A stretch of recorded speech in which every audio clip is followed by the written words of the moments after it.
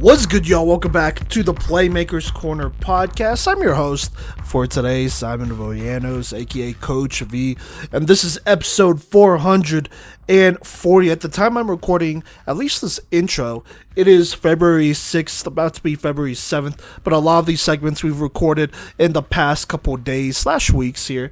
And on this episode, we're going to be talking about more NAIA women's college flag football, doing these 2025 season previews where we're going to talk about all the teams, but on each episode, we're going to talk about at least 4 to 6 different programs here. We'll talk about last season, players we've recognized with our awards, players that were recognized by their conference, departures, new arrivals, and then ultimately discuss this upcoming season and what to look out for, who to look out for, and some of the storylines here, as it is a very good football and we're excited for it. Now, on this episode, it's going to be an interesting one because 2 of these teams are not part of conferences. They're independents.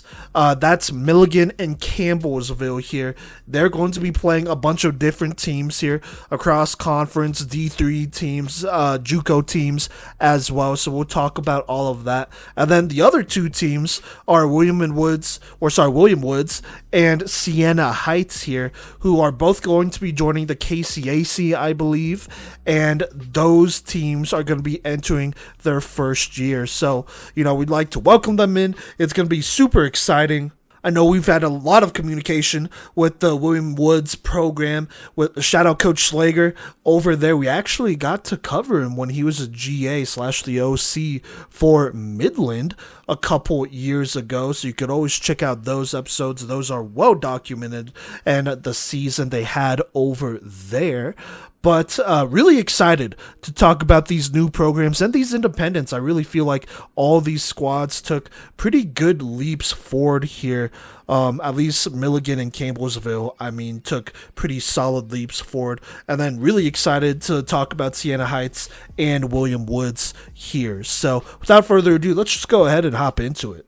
All right, now let's go ahead and talk about Milligan here. So, in their season back from their very short hiatus here, they had a really good season last year, at least compared to what they had in the past here. But they had a program high 9 wins. They went 9-10, 8-7 in the regular season here, and I'm not gonna lie, it was a little difficult reading their website, so I had to go between their website and Instagram where they posted their scores and whatnot here, and so this is what I was able to get. Their 8 regular season wins here were against Point at the beginning of the season, 14-0. They won an overtime thriller against Life in Georgia, 29-28, then Point again, 25-13. They beat Campbellsville, 26-0, Life again, 34-12 here. Then they would lose to Florida Gateway College, a JUCO, the best one, I would say, in the entire country, so not a bad loss. They would then beat another junior college here in Bryan and Stratton, 8-0, before losing tough ones against Warner and Thomas, as well as to Campbellsville, 14-6, and then Campbellsville again, 6-0, some close losses to them. They would then beat NC Central, that's a D1 HBCU, on the 19th, I want to say, as well. They would lose to St. Thomas and Kaiser before beating Fort Lauderdale. Now, in the NAIA tournament, started kind of rough. They were put in a pretty tough, I would say, group here. Lost to Warner 21-6, and then Weber 34-6. That would put them in the silver bracket, but in the silver bracket, some would say they would get a pretty big upset win over Baker, 19-18, a close one there to put them in the silver bracket championship, where they would lose, unfortunately, to Kansas Wesleyan 25-6, and it just wasn't really that close. Now, because they are not in a conference here, there's no all-conference team, but we did recognize one of their players, which was Ashton Weirley, a freshman here, who made the squad in 2024, our all-freshman team in 2024, that is. She made it as a safety, and she had a great year there as a wide receiver and safety for them. She had 57 tackles and 8 interceptions, which led the team here.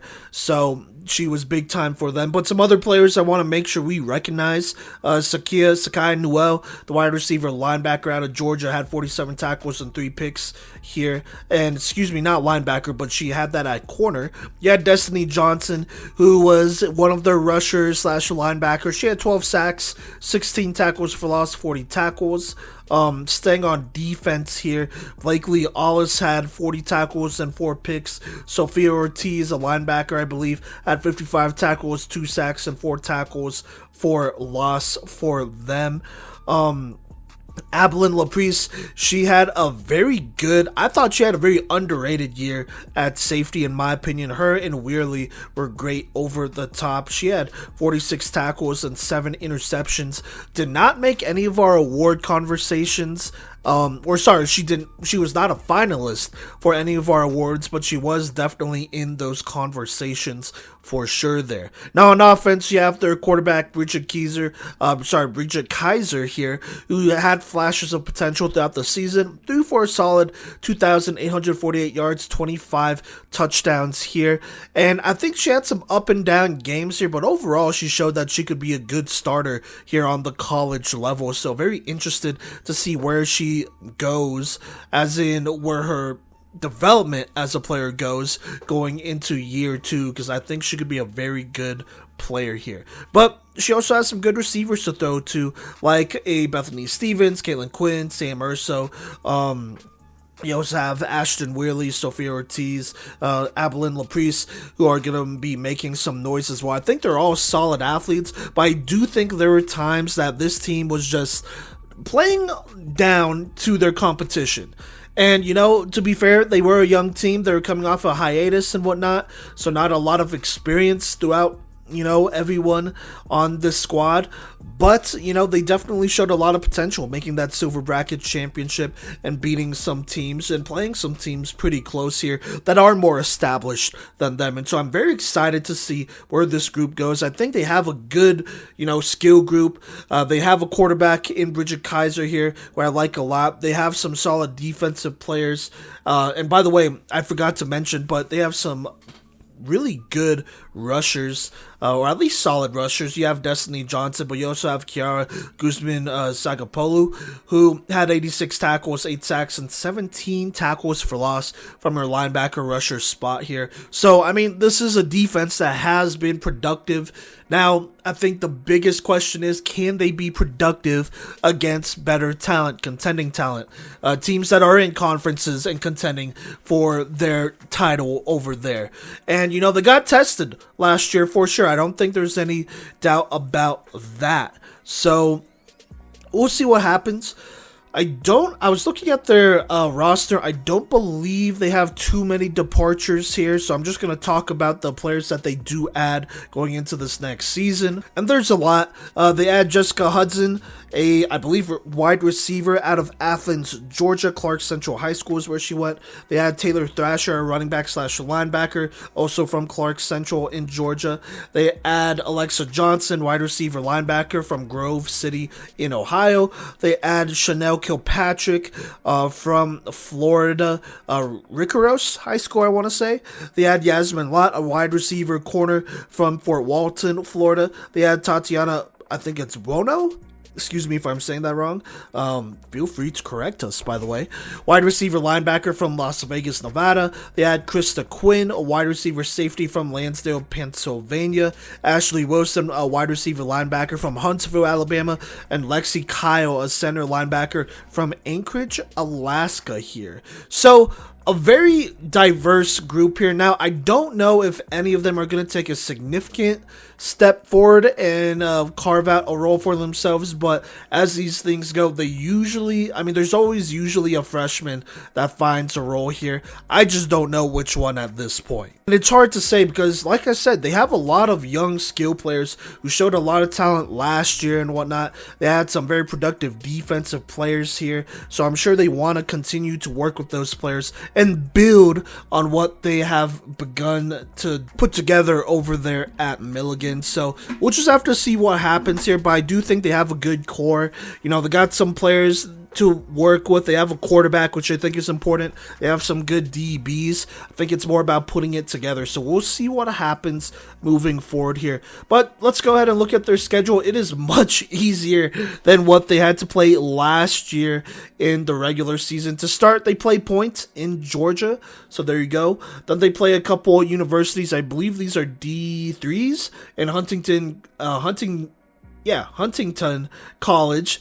Jesus. And then Rockford University, both of those will be played in Alabama. They'll then play Emmanuel, I think another D3 in Georgia. They'll play Reinhardt that same day as well. Moving on here, they play Huntington again here, but then they play Campbellsville, Life, Bryan and Shannon, Reinhardt, Emmanuel again. And then at the end of March, they play Siena Heights and William and Woods. Some more KCAC play there. And then they play Graceland and Campbellsville. Those will be their last NAIA games, but they do have games against Benedictine, Hawking, and Rockford. I believe all D3 women's college flag football teams that are going to be participating there. So definitely a lot easier than, you know, a St. Thomas, a Kaiser, and whatnot. But, I mean, just being realistic here, they have all winnable games. Siena Heights and William and Woods will be very interesting, especially at the end. Reinhardt could be a little interesting here, same with Life. But, I mean, these are programs they have beat before. If they don't beat them this time around, I think it might be a little bit of an indicator of where they are at here. But it's going to be really interesting to see how much better Milligan could be going into the second year really, with Coach Whitten over there. I mean, they're building something good over there. They have a steady roster. They have a steady program, it feels. It's all about putting it together and improving from their 9-win mark from last season, which I think there is a good possibility they could get into the double-digit wins here in this 2025 campaign. But we'll just have to see what happens. I think a lot of that depends on how much this now sophomore group or second-year group develops going into this next season. Alright, it is February 6th when I'm recording this addition to the Milligan segment here. They played, I don't know how I just missed this, I guess, but they played last Saturday, February 1st. So I'm going to go ahead and talk about that game here. We're going to release our week 1 recap a little bit later. I think it's going to come after the weekend of the 22nd, 23rd here, once more teams have played. So I just want to make sure I talk about, you know, their first games here before then, because it is going to be a minute. But, you know, they went ahead and they played Point on February 1st, so that's officially the season opener, for the NAIA Women's College Flag Football season here. And I was able to catch a little bit of it. The stream was really struggling, but I was able to watch what I can. And, you know, Milligan would go ahead and beat Point 12-7. That's in Georgia, by the way, in a pretty hard-fought game. Their defense, I got to shout out their defense, because they came to play. When I was watching, they had at least 3 or 4 red zone trips, and this Milligan defense stood strong. They looked improved. They looked pretty good, in my opinion. And, you know, Point, they're also a program who improved as well here. So I think this is just going to age well moving forward. And if it doesn't, then whoops, it doesn't. But, you know, they did a good job over there, and they got the win, which is important. Then they played Columbus State here. That's not an NAIA team, but they blew them out 33-6. Handled them pretty easily, which I kind of expected them to. Now, I do have some stats here. Shout out Milligan for putting out their stats. But Bridget Kaiser, 26 of 40, 1 touchdown, 1 interception here. I don't know why they didn't list the passing yards against Point, but she did her thing. She got the 2 touchdowns against them, actually. One was a 15-yard touchdown throw to Krista Quinn. The other one, she just ran it in from 2 yards out. So there you go there. The 2 scores right there. As far as receiving goes, Ashton Worley, as expected, picking up where she left off last season, had a pretty big game. 8 receptions for 85 yards, followed by Krista Quinn, who had 5 for 30 and a touchdown. Elena Green, 3 for 22, Sam Urso 5 for 23, and Yasmin Lott 2 for 15. So no big surprises there. Ashton Worley picking up where she left off, having a very good game in this one. And on defense as well, Ashton Worley was actually the tackle leader, the flagpole leader with 9. The next closest was Sophia Ortiz with 5 here. So there you go there. And that's in the point game where they won 12-6. In the Columbus State game, I might as well go over all the stats here. But Bridget Kaiser, 22 of 31, 137 yards, 4 touchdowns in this one here. Those touchdowns, I mean, here, wait. Do I have them? Yes, I do have them here. I should say this, Ashton Worley actually got in and played a little bit of quarterback, went 4 of 12 for 42 yards and a touchdown. So not all of these were Bridget Kaiser's touchdowns, I believe. But just looking at the stat lines here, Ashton Worley led in receptions, 4 for 25. Krista Quinn, 3 for 27 and a touchdown. Yasmin Lott had a touchdown. Chloe Jackson had a touchdown. Sakai Newell had a touchdown. Jessica Hudson, the freshman, had her first career touchdown. So that's obviously huge there. And actually, now that I'm looking at this, I'm pretty sure. So 4 of these were Bridget Kaiser touchdowns. The Sakia, I feel like I'm saying that wrong, so excuse me if I am. But the Sakia Newell touchdown reception was from Ashton Worley, Jesus. And then the other were from, or thrown by Bridget Kaiser. So there you go there. Also, Ashton Worley, 5 rushes for 46 yards. What an athlete over there. On defense, Tatiana Bruno, I want to say, had 7 tackles here that led the team. Ashton Worley, by the way, with an interception as well on defense, just doing it all. I guess you could call this week 0. And honestly, if I had to pick a playmaker of the week, it would probably be Ashton Worley as your week 0 playmaker of the week. But like I said, we're not going to do that. We're going to go ahead and go to week 1 here and talk about this again on the week 1 recap. So make sure you tune into that here in a couple weeks. But Milligan already starting 2-0. They play Huntington and Rockford non-NAIA schools here on the 22nd on Saturday. So that should be pretty exciting for them. But already a good start for Milligan. So there you go there. Like I said, I'm recording this as of February 6th, adding this on to their season preview. All right, now let's go ahead and talk about Campbellsville here. They improved compared to the previous season in 2023.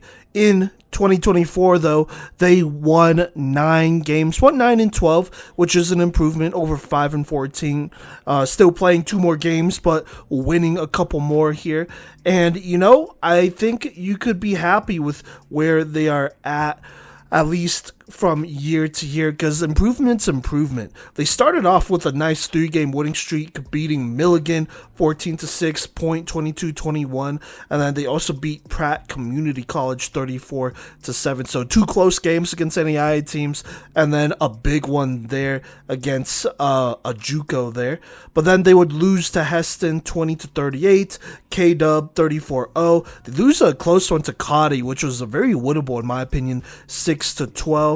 Then they played St. Thomas, which is a tough matchup, 26-6 was that game. But then they bounced back, beat a JUCO team in Pasco 42-0. They would beat Life in OT 12-6, Milligan 6-0, Milligan again 14-6, Bryan and Stratton 18-14, going on a nice winning streak before facing some tough teams here. They played Thomas, lost 53-0. But then they played Warner and played them pretty close, only losing 12-6. That would have been one of the biggest upsets of the season if they beat a Warner team who, frankly, was on fire to start the season. And so that was a tough missed opportunity, but definitely something that you could feel proud of if you are Campbellsville. Then they lost to Weber by kind of a lot, 34-6. Same with Warner again, 39-0. Lost to Fort Lauderdale, 6-19 here.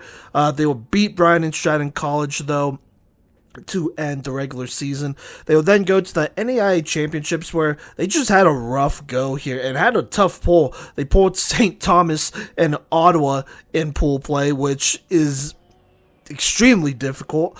And so they lost to St. Thomas 6-54, Ottawa 47-0, and then they played Midland here 27-0. And that's honestly, I'm not trying to make excuses for them, but that's a really tough 2 games to start your tournament. And I mean, losing in that manner, that is really hard to bounce back here and gain back your confidence against a Midland team who I don't think they would have beaten, even if they had, some good momentum going into that game.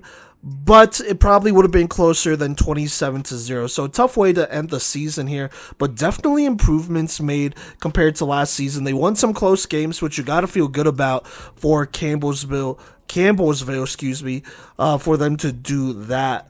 And just take a step forward. Winning those tough ones is always important. Looking back at 2023, I mean, they lost some tough games here. Midland was one of those games that they lost in OT, by the way, 12-6, and then 6-13 a bit later. So that was obviously a very winnable game there. Same with Reinhardt. They lost that one in a close one twice, I would say that is, in the year before. So for them to take a step forward and win some of those closer games, you got to feel good about that. That's definitely something. So there you go there. Now moving on here, they're not in a conference, so there's no conference recognition. And I don't believe last year anybody made our PMC award list there. But there are a couple players of note that they will be returning, starting with Presley Payne, their senior athlete. She is arguably the focal point of this offense. Last season had 1,112 rushing yards and 11 rushing touchdowns here. Also had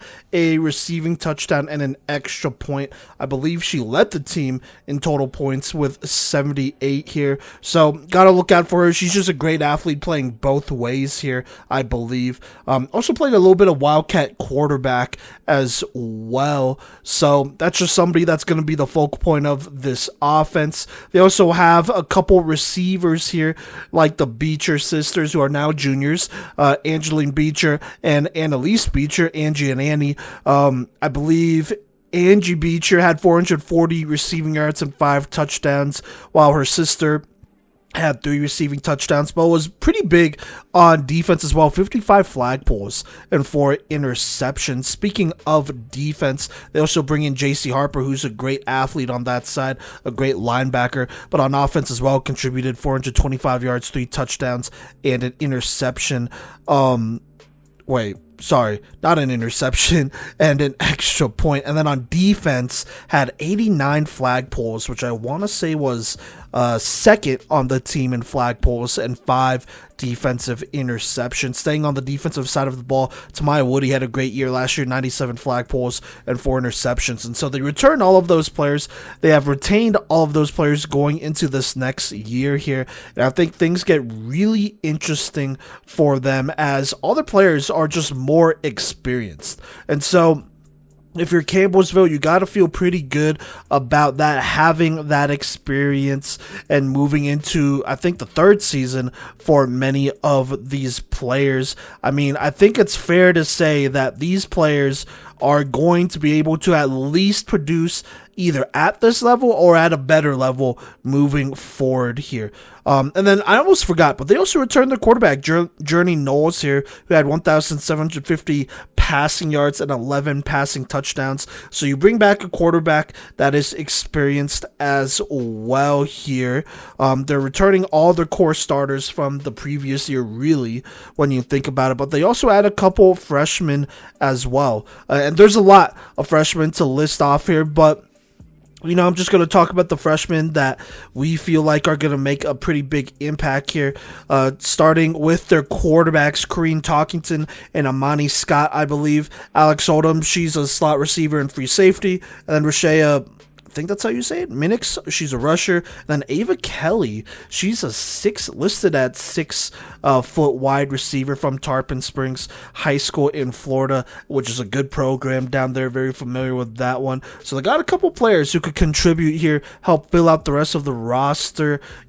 As much as we want to believe that Journey Knowles will be the starting quarterback moving forward, I think right now she is listed. Yeah, she is listed as a senior. So this could be her last year, right? And I wouldn't exactly say last year was a year where she completely solidified herself as the guaranteed starter. And so I think things could definitely get interesting here moving forward. But either way, Campbellsville, I mean, they've gotten better every single year. They return all their players. They've recruited well, added a lot more depth here. I mean, just looking at this roster compared to the other rosters around the league, not around the league, around the country, you know, they definitely return arguably the most players out of anybody in the country, or at least a top 3 program in retaining their players. And that's saying something, because once you retain players, you're able to grow, get better, build on the year before or on the season before. And that means something for a young program who's entering their 3rd year, and they're in a very stable spot seemingly. Now, and we got this from their coach, shout out their coach Kidwell over there, great guy, but he did say they played in the Swamp Bowl tournament back in October, and they won 2-1, which is not bad at all. That's a very competitive tournament down there, and so you gotta feel good if you're Campbellsville going into this next season. Just adding on another thing, but let's go ahead and talk about this next season, 2025 here, and what it's looking like. I mean, looking at their schedule just right off the bat, they're not playing big time Sun Conference contenders, or not any, but like last year they were playing a lot, and it was just kind of a tough schedule, because if you want to gain confidence, you got to build, you know, some momentum and whatnot before you do that. But this year I feel like their schedule is very manageable. They are playing more KCAC opponents, which I think is interesting. But to start out, they go ahead and they play Reinhardt here in Georgia. I think that's a winnable game. That's a program who has been around the same time as them, but has arguably had much more instability over there, already on their 2nd head coach. So we'll see what happens there. Then they play Huntington College. Then they play Milligan. That should be very interesting. That's a team I think they match up well with. Then they play Southwestern, a 2nd-year program. They're also losing their starting quarterback, so things could get interesting, but I kind of favor them in that one. Then they play Midland. This is a team that we feel like they could beat. I mean, these 2 teams are very familiar with each other, so really either team could beat each other. We'll just have to see what happens there. Then they play Pratt Community College. They play William Woods University, a 1st-year program in Missouri, and then Campbellsville, 12 days apart. That's going to be an interesting game here. I think William Woods has a really good inaugural recruiting class, and so we'll see what those freshmen mostly can do over there. Then they play Rockford. I believe that's a D3 school, I want to say. Same with Hawking College and Benedictine and Villa Maria, who they play later in the season, as well as Emmanuel, So a couple of D3 schools on the schedule, which I think will make things interesting. You know, not super familiar with those teams, but, you know, we are slowly getting familiar with those teams, I will say that. Anyways, after playing Rockford, they play Siena Heights. Hawking College, like I said, they play Graceland, which I think could be a pretty winnable game. They're just more established right now. Then Rockford, Benedictine, and then Villa Maria, followed by Milligan, again, Emmanuel, Hawking, Siena Heights to end the season. So they're pretty familiar with most of these teams. Adding in a Siena Heights and William Woods makes things very interesting, as those are 1st-year programs that they're not as familiar with. But I do think they are not like a Warner or a Thomas or a St. Thomas, who is just super experienced and also super talented at the same time. And I'm not saying that they're trying to dodge or anything like that. I do think building confidence goes a long way here to challenge those teams that, I mean, are just more established because they've been around longer here. So I think this is definitely a schedule. Just looking at it, you know, they should be able to win at least the same amount as last season, 9 games. But I think there's a good chance they go ahead and do better than that. Either way, this Campbellsville team, I mean, they've been very consistent over the years. Not, you know, sometimes super flashy against big-time contenders or anything like that, but they've shown that they could hold their own. And I think that's definitely saying something. And you got to think the last 2 years put together, all those learning experiences, practices, these players have only gotten better, and they've only added better players to the roster and more depth as well. And so if you're Campbellsville, I think you are very, very excited about the potential of this team moving forward, especially this season. This could be a very good season where I think they could get a winning record. But, we'll just have to see what happens, who takes steps forward here in this 2025 campaign.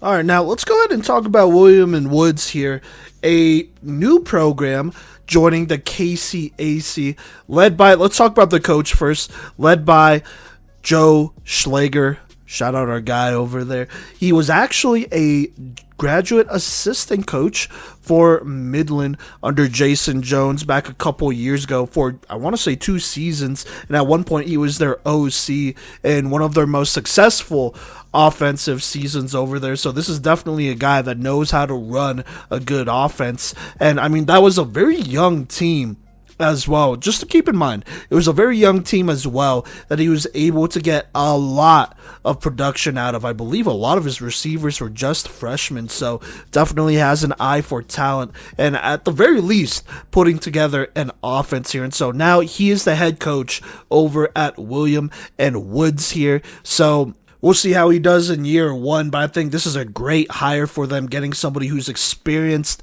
knows the KCAC, and has had experience calling plays in the KCAC and finding a lot of success there. So there you go. But let's go ahead and talk about the athletes. It is a group of pretty much all freshmen, I want to say.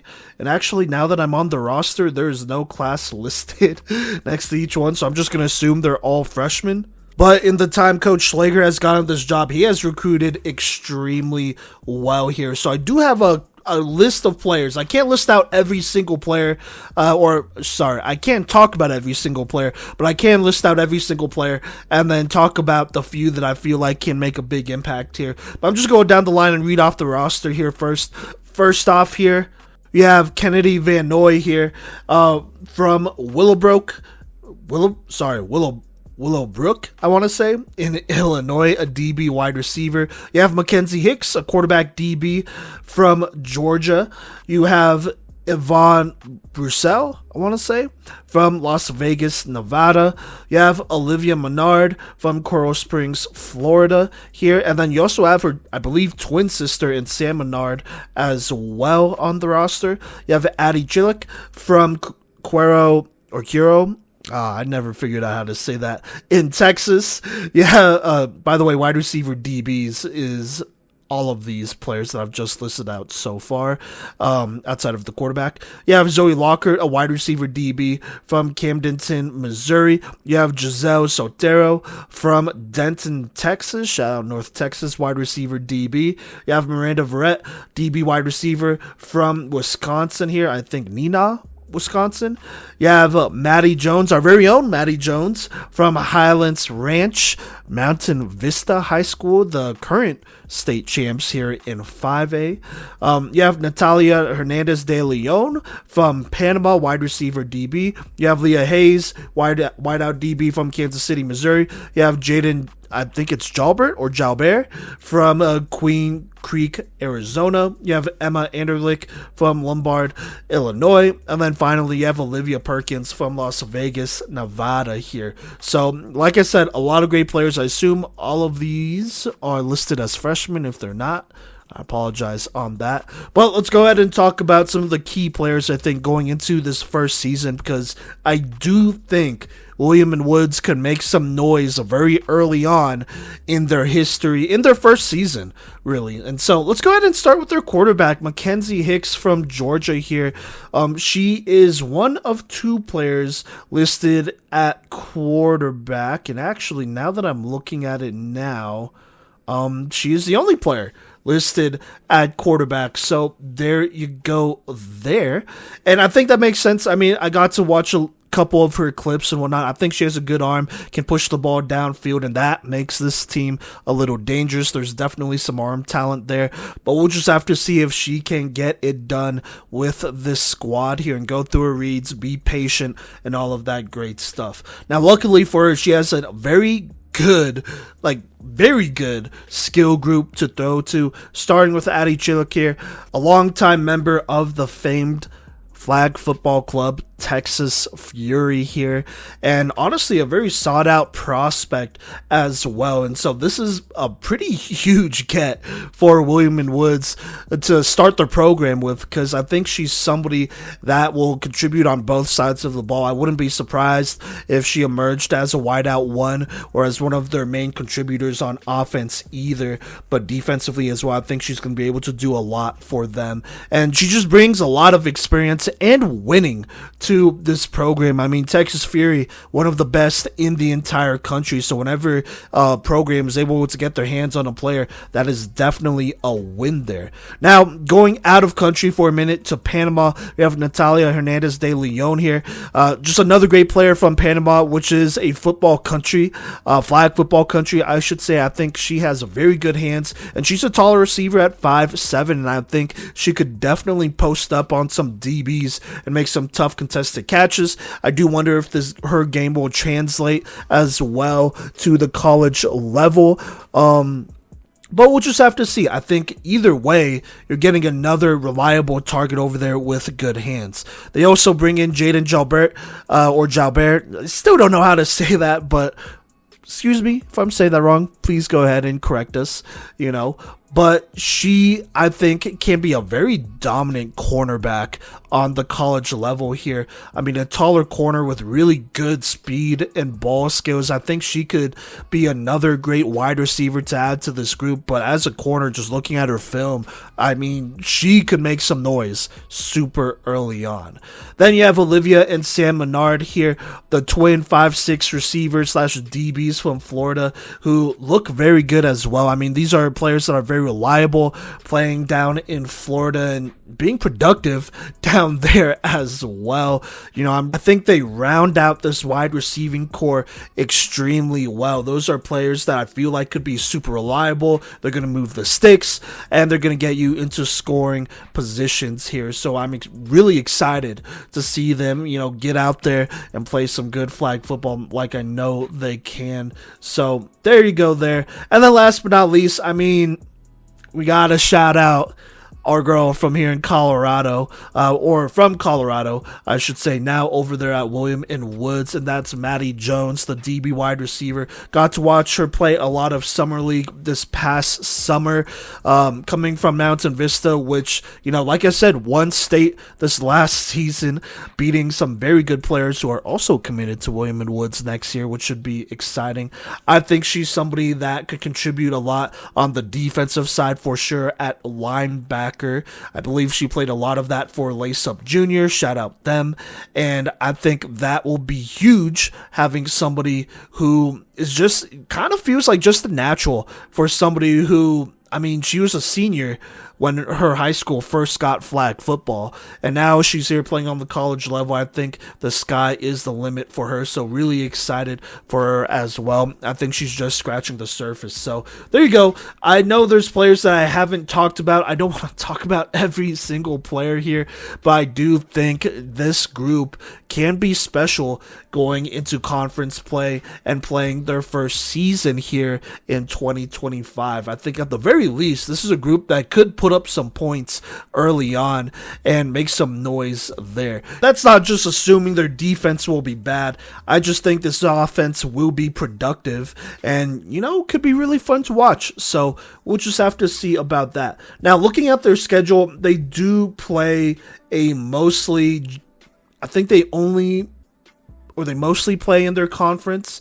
But, the KCAC, it's a tough conference here. You got a lot of established programs that they're going to have to play. And I think their first game against Baker is going to be very telling of where they are. Now, you got to remember, Baker is a team last year who, we felt like had a lot of potential going into that season.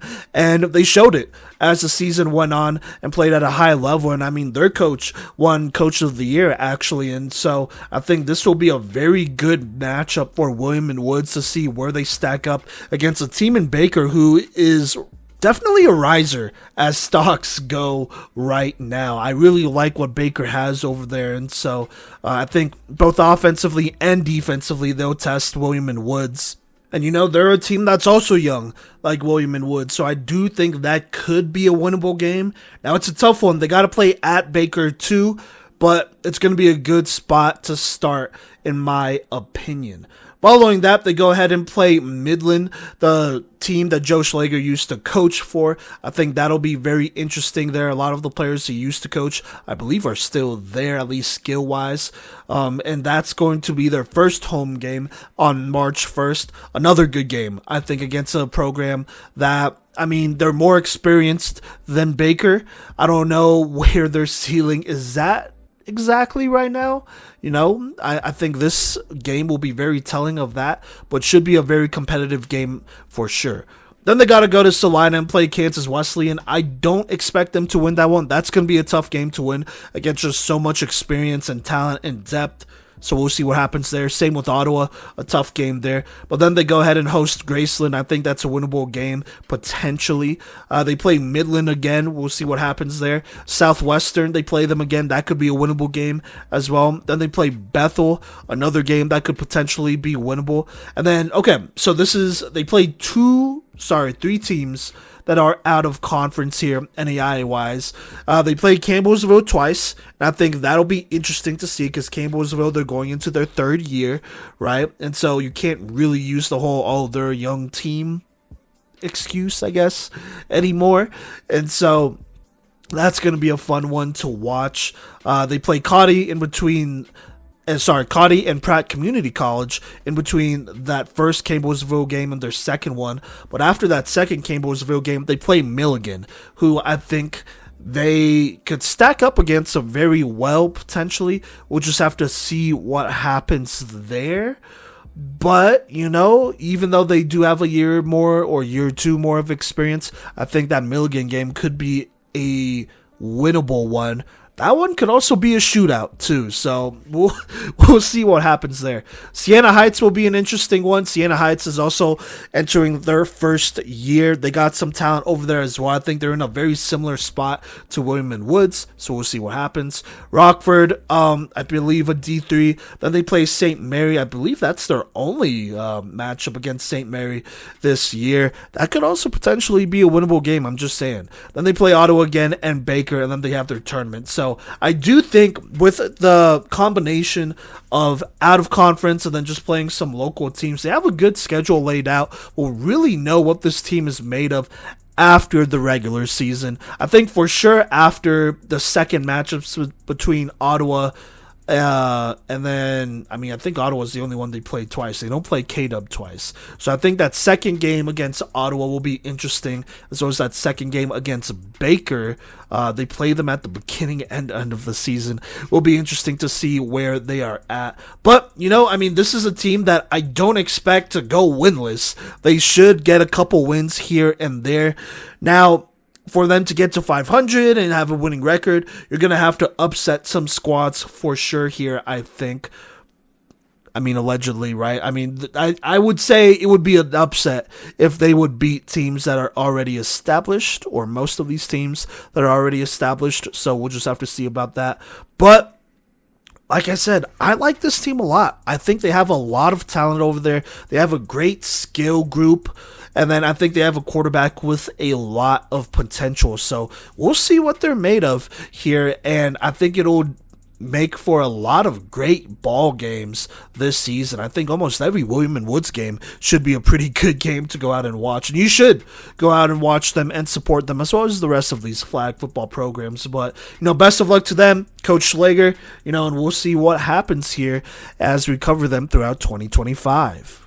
Hey y'all, it is Cody Stauffer here, continuing the season previews here, and this one is a very exciting case actually, as we have a new program coming into the fold this season, and that is Siena Heights here, located in Michigan here, being the very first college to adopt women's flag football on the college level in Michigan here. And this new program, I think that they have a lot of things to be very excited for, and I'm excited to preview this squad. It looks like on this roster, they will have 16 total players in this inaugural season here. So let's talk about some of these players that we were able to find some research on, as well as just the setup and the culture that they have heading into this season. So the head coach is Jesse Ciordia here, I want to say is how you say that, who has coached Under Armour travel teams and was pivotal and seems to be very revered in the Michigan community as far as growing the game of flag football on top of creating the Gridiron Flag Football program as well. So seems to be, an in-state hire to some degree as far as somebody who is pivotal to the growth of this squad here and the growth of just the game in Michigan. So hopefully that works out for the Saints here. And for this opening season, they were able to bring in a handful of recruits here. They have 16 total players on their roster. It could be better, but we've definitely seen worse. So, they're looking for versatility. They also got a couple of transfers here. Now, while they don't have a ton of film or recorded stats, Alyssa Saavedra as well as Kiki Mercado are both from Bryant and Stratton. That is a JUCO, obviously. So, they were on that roster last season, and so hopefully they bring some of that college flag football work ethic and weight room experience and whatnot to this team and just provide a little bit of needed veteran leadership. Even despite their not high snap count, they still have been in the system. So hopefully they bring some of that to this squad. But as far as incoming freshman talent, there's a lot to be excited about here. And let's go ahead and dive into it. I'm actually going to start with the one recruit here whose film we had, as well as stats from Powder Springs, Georgia, who played at McAkern High School here. And that is the listed defensive back / wide receiver, but probably primarily defensive player, Ariana Thompson here. She was an all-defensive player in her league who recorded 13 interceptions over 2 seasons of ball and also recorded 6 and then 11 pass breakups with nearly 60 total flag pulls in her 2-year career. Watching on the film, she's pretty raw in the footwork and movement department, but has good adjustment to the ball skills and shows her focus through a tip drill as well as just ripping it away from other players or even teammates if she wants the ball and gets there in time. I don't know if she'll have the speed to keep up with some of these receivers on the next level, but she has good enough ball skills, instincts, and moves to also double as a linebacker, honestly, if they want to run a 2-linebacker set. Now, why would they run a 2-linebacker set here? Well, that's because of another linebacker that they brought in here, transitioning to Mandarin High School in Florida. I'm talking about Jalea Lampton here, who, watching through her film, she just reads quarterbacks very, very well. She goes with 2 hands to pull flags, honestly. And then on the other side of the ball, she doubles as a very reliable center. She runs the center lateral very, very well, making sure to catch the ball and then pitch it. She just shows a great awareness of the field on defense as far as where players are going and where they're coming from and reading the quarterback's eyes. And then at center, she just has reliable hands, understands where the sticks are, and understands where the play is going, and just has a good feel for the game. So they could roll both of those players out on the second level of that defense and have 2 reliable kind of players who can read quarterbacks pretty well. Now, as for the offensive side of the ball here, it's going to be hard not to talk about Sophia Panico here, who's a freshman quarterback from Bartram Trail High School in Florida. And, watching through her film, she, and I quote from Coach V here, says, quote, "A potential starter for them at 5'9", throws with good velocity and touchdown field, parenthesis, peep the back shoulder throws, parenthesis. She also does a good job stepping up and delivering throws. Not really a scrambling threat, but she is a live thrower," end quote. When I was watching through her film, I think that her timing and accuracy definitely stuck out, looking at some of those ones that Simon talked about, as well as a corner pass that just gets past the safety and the corner in just such an eloquent way, honestly.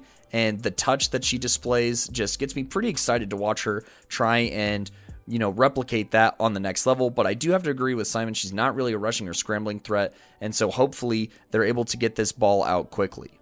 Now, they could do so in a variety of ways. Obviously, Jalea is very experienced in that quick center pass, but Sophia comes with some chemistry, as Victoria Panico here is a freshman wide receiver from the same high school. And yeah, they have that same last name, so I'm assuming that they are sisters here, and they bring a chemistry that I feel like dates back to birth in some ways. But as far as some notes from Simon, he said, quote, "She is not the fastest receiver, but seems to have reliable hands. Her twin Sophia threw some good ones to her that made it hard to drop." end quote. And there you go. Twin here. And I think that she just knows when to look for the ball, honestly. And she snaps her head around very, very fast is what I have to say about it. And I also wouldn't be surprised if they also used her, more kind of tight into that center/snapper role for like bunch or almost kind of, internal looks here. And if you can run some kind of like pick routes with her and Jalea, you could definitely move the chains in 5 yards and in situations here. Now for Coach V here, he had some notes on Alexa Brewster here, who's a freshman wide receiver from West Palm Beach, saying, quote, at 5'11", she is a tall receiver who moves well for her frame. She could be a nice jump ball threat for Siena Heights moving forward. What is interesting is seeing her play corner where she looked pretty solid. That could be something Siena Heights used to their advantage, end quote. I had to say that her instincts and ability to track the ball are going to go a long way, and you just have to love her frame. She has good awareness and discipline to make quarterbacks pay if they miss time or are inaccurate. So obviously there's more players on this roster, but just not ones that we could find a ton of information on. But regardless, those are some of the ones that stuck out on this 16-player roster. Now let's go ahead and turn our attention to the schedule of Siena Heights this season here and see who they got on the docket. Now, starting in March, on March 3rd, they have a doubleheader here at Warner and Weber. Those are the two schools that are just across the pond from each other. So those will be very good tests and, definitely a welcome to the college level moment for a lot of these freshmen. So just try to, stay focused, stay composed, stay poised, and just learn from this game, I think is the very important part. They follow that up with playing at Daytona State, and then they play Kaiser on March 6th. So just a really brutal schedule to start your first week of college flag football. But then they followed up with at Atlantis and then versus Barber Scotia at an Atlantis Invitational. And then at Florida Memorial on Saturday, March 8th. I actually kind of like their odds in that game with some of the talent that they've been able to show and just Florida Memorial's instability. But Florida Memorial obviously has the experience. So, it'll be interesting to see. They then have a tournament at Rockford that lasts over March 21st and 22nd before playing Milligan and then Hawking at Campbellsville, as well as Campbellsville on March 29th and William Woods. I believe that's at the Invitational that we will be at, so I'm very excited to see how they look in person. Heading into April here, there is a Michigan Invitational here where they're going to play Villa Maria Benedictine on Friday, April 4th. And then on Saturday, April 5th, they will play another program trying to get their bearings in Graceland and then play Hawking as well. On Saturday, April 12th, it looks like they will be in New York for a Staten Island tournament. And that is all that is currently scheduled here. There's obviously a lot to learn here, so I'm not going to really put a window of wins on this schedule just because, I don't want to put them in a box here because we just don't know what they're capable of. But that is the Siena Heights flag football program based out of Michigan. And for this upcoming season, go Saints. We're excited to see exactly what they're made of, both over streams and in person. All right, well, there you go. That will be the episode there. Thank you so much for rocking with us. Remember, we will be doing our first recap of week 1 and week 0, I would say. That'll release on the 24th or 25th after that weekend of the 22nd there of February, that is. So just keep an eye out for that. But until then, we're going to be releasing these previews almost every day, probably every other day. I think this one will be coming out on Saturday, and then the next one will be coming out on Monday, as we're trying to talk about every single NAIA women's flag football team here before the start of the 2025 season, or at least before the start of most NAIA play here. So super excited to be able to cover all of it. Make sure you show us some love at Playmakers Corner on Twitter, Facebook, Instagram, TikTok as well. And we'll catch you later.